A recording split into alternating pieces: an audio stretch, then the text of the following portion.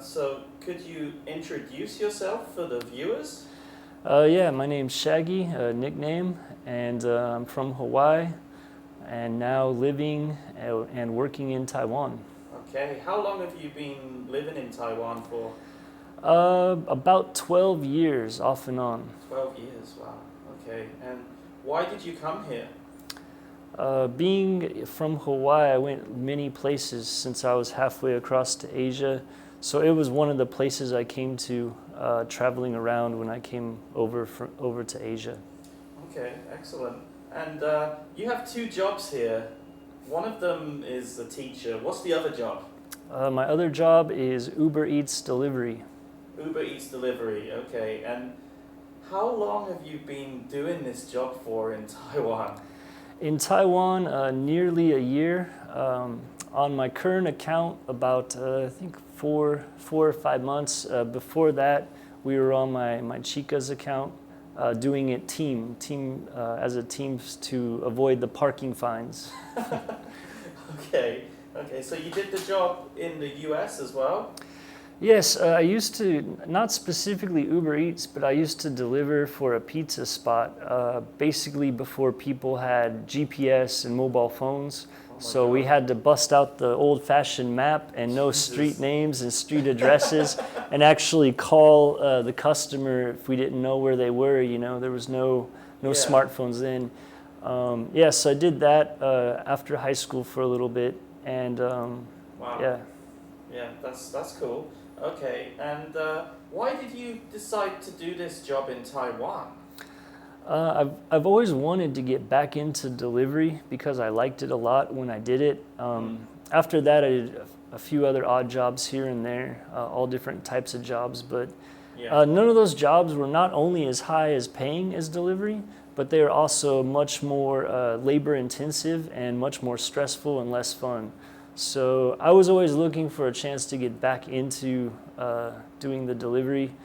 And now that Uber Eats has exploded, I've kind of taken this opportunity to do it. Yeah, great. So you just said you like to do the job. Mm-hmm. What is it about the job that you actually like? Because I can imagine it's quite stressful as well, right? Yes and no. It just depends. If you want to go out and drive during rush hour traffic, that can be stressful. That's something that stresses a lot of people out. It doesn't really bother me, just because I'm comfortable. I guess I'm used to it. But as far as like why I wanted to do this job, I like to be outdoors. I kind of get tired of being I would really prefer to never do an office job again. I don't want to be in an office all day. Be outdoors, and basically it's kind of like you are your own boss, more free time.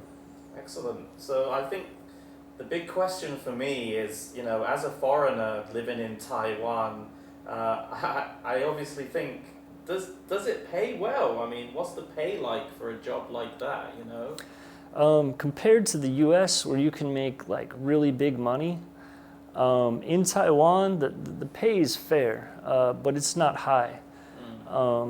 But yeah, you can definitely make a living. You can definitely make a foreign English teacher's salary doing full-time Uber easily. So it's comparable to like a teacher's salary if you do full-time? Right. It's comparable to white-collar work in Taiwan. Sure. And so when you say full-time, what is full-time for an Uber driver? Full-time would be the 3 rushes: the lunch rush, the dinner rush, and the midnight snack rush. Okay. And, you know, it'd be a couple hours of work, couple hours of break. It's not a steady 8-hour shift. It's kind of broken up. What's the most you've ever earned from delivering Uber in Taichung? The most has been a Sunday. Sundays are usually when your bonuses come in. So I've made about 3,000, maybe slightly less or slightly more. One day, about 3,000 Taiwan. And the most I ever made in a month was 70,000 Taiwan. Wow. Okay, and the least? The least would probably be Monday. I don't really know for months. Like the months that I didn't work full time, obviously it was less. But the slow days are always Monday nights. Monday and Monday nights are pretty slow. Okay. And what's the difference between Uber in the US and Taiwan? The main difference would be the pay. That the app is actually the same. It's the same app. The only difference here is it's a little bit bilingual. There are parts of the apps that are all in Chinese, but most of the app, the addresses and things are bilingual. Obviously, in the States, it's all in English. It's not bilingual. So there's the app difference and also the pay. Generally, the pay is about 4 times more in the States. So if you're doing it full time in Taiwan, getting $70K, the same amount of time and effort you would put in the States, just times that by 4, and that's how much you can make in the States. So it sounds like you're going to head to the US soon and do it there. Yeah, the US is not 4 times more expensive than Taiwan. It's not, no, it is not. Taiwan's quite expensive, actually. Yeah. So you've been doing it now for, how long have you been doing it for in Taiwan? About a year. About a year. So, I mean, you must have some crazy stories. So can you share a crazy story? I don't know if I can share some of my craziest stories on camera, but I do have one funny story. This happened actually the other night. Was it the other night last week? So I had an order going out way out in the country by the airport. To start off, the order was the wrong address. I believe the address was like number 13. So I get there and the customer is popping out of number 10, which happens a lot. The customers choose the wrong address. So they came out and I handed them. It was McDonald's. I handed them their bag of food and their cup soup. And when I handed them their soup, I noticed it felt a little bit light. So I gave them the soup, and then I took off around the corner, and I thought, oh, it was the dreaded McDonald's corn soup. Here we go again. So I already had a gut feeling I spilt it.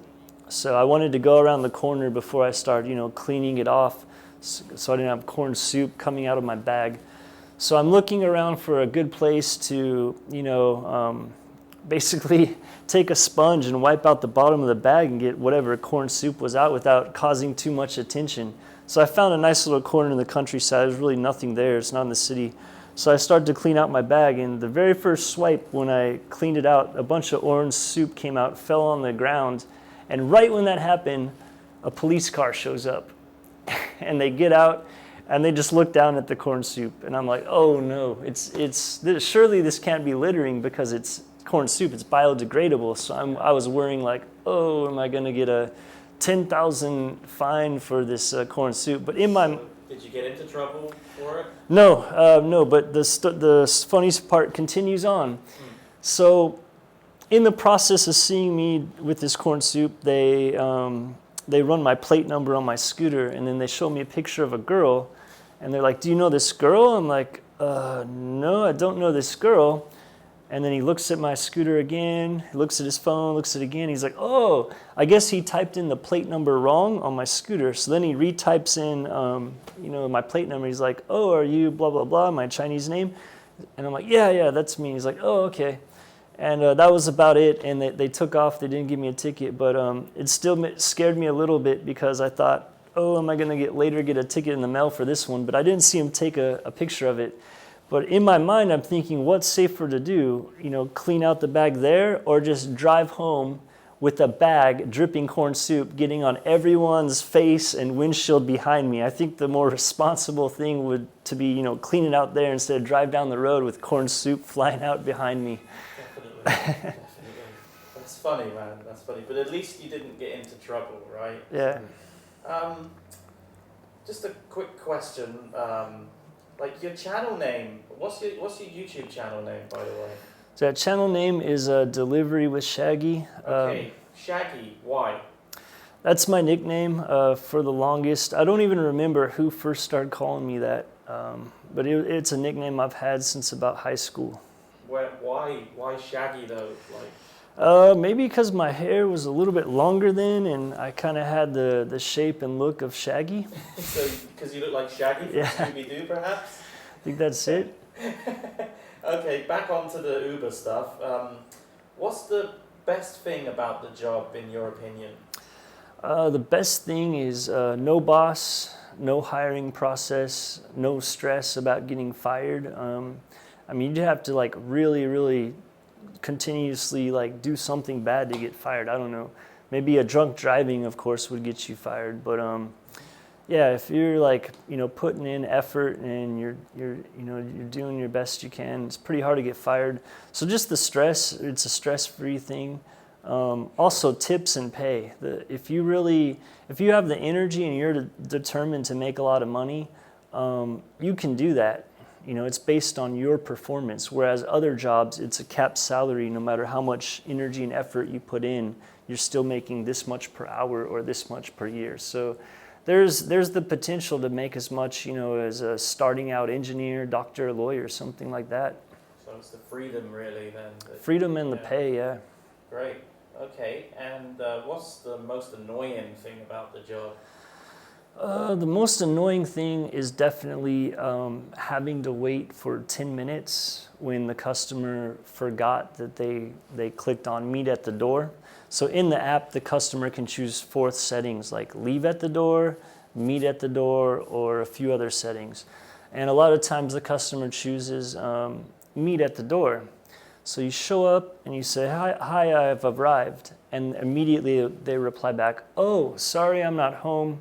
I can't come down, or I'm busy. Can you leave it at the door? And you know, of course, you write, sure. The problem is you can't leave it at the door. The app makes you wait 10 minutes until you're allowed to take a picture, and then you have proof you delivered it.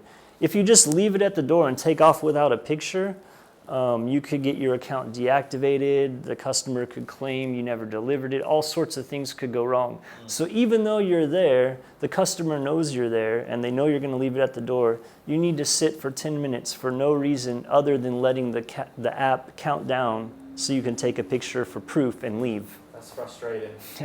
Very annoying. And you know, I think it's quite unique for a foreigner to do such a job in Taiwan like this. You know, usually it's like somebody in some profession, like for example, English teacher or whatnot, yeah? So do many other foreigners do this job in Taichung or Taiwan in general? I haven't met any foreigners doing it in Taichung. In fact, I haven't seen or met any foreigners face to face or out there doing it. But I have chatted with a couple people in some of the scooter and motorcycle groups in Taipei. There's a couple foreigners doing it there.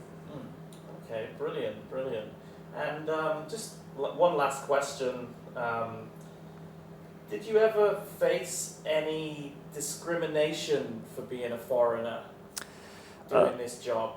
There were a couple times that I thought, well, it could be a couple things. It could be discrimination, or it could be a lot of the times you get 2 orders and you got to stop at another restaurant right by the customer's house before you can drop off that customer's food.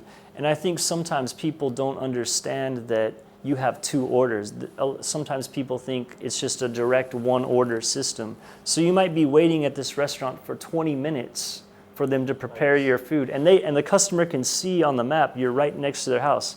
Sometimes they'll message you, where are you at? Why are you lost? And sometimes they won't. But a few times in those situations, I've showed up and they just look like I just killed their cat or something, you know, when they open the door. And it kind of makes me feel like, well, it could have been because of the long wait, because the restaurant didn't have the food open. Maybe they don't understand. It's not my fault. It's out of my control. Or maybe they were haters. Who knows? Yeah, that's the thing. You never really know, and you know it's dangerous to jump to conclusions, I guess. You know what I mean? Okay, Shaggy, thank you. Do you have anything else to say to the viewers? Go to my channel if you have questions about joining as a foreigner, Uber Eats. Ask in the comments in my videos. I don't want to take up too much time in this video because it's a quite detailed, complicated process at the end. So you will need some help if you want to sign up because the end is quite tricky. And if you want to know how to do that, go over to my channel, Delivery with Shaggy, and just any questions, drop them in the comments of any video. It's all right, and I'll get to it as soon as I can. Excellent. Yeah. So thank you so much for agreeing agreeing to do this interview, man. It's been really interesting. Thank you for having me. You're welcome.